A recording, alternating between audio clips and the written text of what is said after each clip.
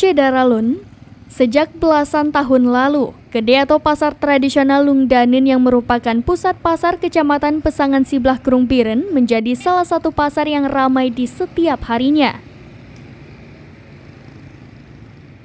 Hari Pekan atau Uroganto sebagaimana pasar lainnya di Piren. Hari Pekan Gede Lungdanen ditetapkan setiap hari Senin, maka sejak pagi hingga sore Senin, pasar tradisional tersebut ramai dengan para pedagang maupun warga yang berbelanja berbagai kebutuhan pokok.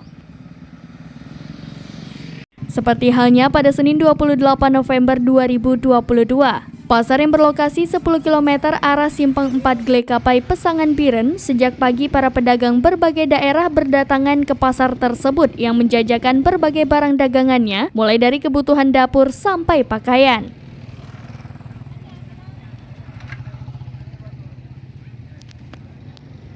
Para pedagang menggelar lapak jualan di pinggir jalan. Warga dari berbagai desa berdatangan belanja berbagai barang yang dibutuhkan. Camat Pesangan Sibelah Krung Azhari Esos mengatakan, setiap hari Gede Lungdanen yang merupakan pasar ibu kota kecamatan tetap ramai. Apalagi setiap Senin yang merupakan hari pekan, pedagang luar ikut meramaikan Gede Lungdanen yang terus berkembang.